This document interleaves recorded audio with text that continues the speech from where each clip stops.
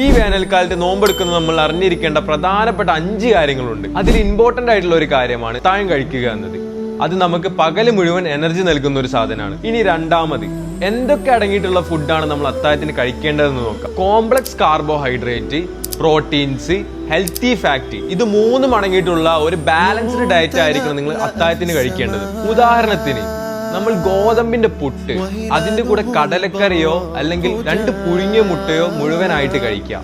അതിന്റെ കൂടെ തന്നെ കട്ട് ഫ്രൂട്ട് ആയിട്ടുള്ള വാട്ടർമെലൻ കൂടെ ആഡ് ചെയ്ത് കഴിച്ചാൽ അതൊരു ബാലൻസ്ഡ് ഡയറ്റ് ആയി. രണ്ടാമതായിട്ട് ഓവറായിട്ട് വെള്ളം കുടിക്കാതെ ആവശ്യത്തിന് മാത്രം വെള്ളം കുടിക്കാം. ഇനി അതിന് പുറമെ നിങ്ങൾക്ക് ഇളനീര് വെള്ളമോ അല്ലെങ്കിൽ കസ്കസ് ഇട്ട വെള്ളമോ അല്ലെങ്കിൽ വാട്ടർമെലൻ പോലത്തെ ജ്യൂസ് എന്ത് ചെയ്യാൻ പറ്റും, ആഡ് ചെയ്യാൻ വേണ്ടി പറ്റും. അഞ്ചാമത്തെ പ്രധാനമായിട്ടുള്ള ഒരു കാര്യമാണ് നമ്മുടെ ഉറക്കം. നമുക്ക് പലപ്പോഴും നമ്മുടെ ഉറക്കം കറക്റ്റ് ആയിട്ട് കിട്ടാറില്ല. അതുകൊണ്ട് തന്നെ ഉച്ച സമയങ്ങളിൽ ഒരു അരമണിക്കൂർ ഉറങ്ങാൻ സമയം കിട്ടുകയാണെങ്കിൽ നിങ്ങൾ നിർബന്ധമായിട്ട് ഉറങ്ങണം. ഇതുപോലെ നമ്മൾ ശ്രദ്ധിക്കേണ്ട ഒരു കാര്യമാണ് രാത്രിയിൽ ഉറക്കവും. നമുക്ക് രാത്രി 6 to 7 hours ഉറക്കം കിട്ടുന്നുണ്ട് നമ്മൾ ഉറപ്പുവരുത്തണം. ഇനി നിങ്ങൾക്ക് ഫ്രീ ആയിട്ട് റമദാൻ റെസിപ്പി ബുക്ക് വേണമെന്നുണ്ടെങ്കിൽ മറക്കാതെ നമ്മുടെ പേജ് ഫോളോ ചെയ്തിട്ട് റമദാൻ എന്ന് കമന്റ് ചെയ്യുക.